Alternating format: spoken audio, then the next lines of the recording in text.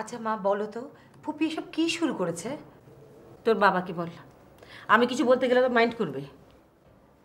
আদিপকে phone করে বাড়িতে ডেকেছে, ডেকে উল্টোপাল্টা কথা বলা শুরু করেছে। ভূমিকে তো আমি বারণই করেছি, বলেই দিয়েছি কথাটা বলতে ওনাকে, যে বাড়িতে ফোন করো না, ঝামেলা হবে। কি জানি খামাখা কি বলে ফুপি, আমি বুঝি না। আমিও বুঝি না, সব কিছুতে নাক গলাতে হবে। এদিকে তোর বাবাকে তো ব্ল্যাকমেল করে টাকা নিচ্ছে। তোদের বিয়েতে নাকি 27-28 লাখ টাকা খরচ হয়েছে। বলো কি, বাবাকে তো ফকির করে ছাড়বে। কোথায় গেছে বাবা এখন? ও তো ডেভেলপার অফিসে গেছে চেক আনতে এবং কথা বলতে। আচ্ছা বাড়ি ভাঙবে কবে? সপ্তাহ 2 পরে।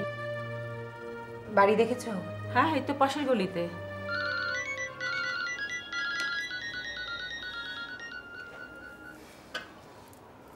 হ্যাঁ বলো। হ্যালো, তুমি কোথায়? আমাদের বাসায় আসলাম। একবার বললেও না। মাকে বলেছি। হ্যাঁ, মার সঙ্গে কথা হয়েছে। তাহলে তো জেনেছই। কাজটা কি ভালো হলো? খারাপটা কি হলো? তর্ক করছো?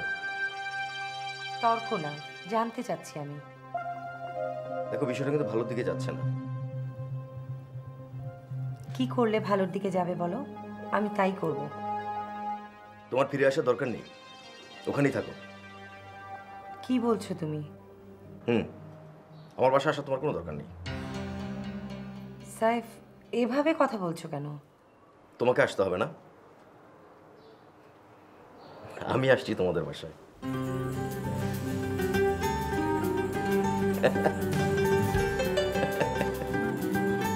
ওকে।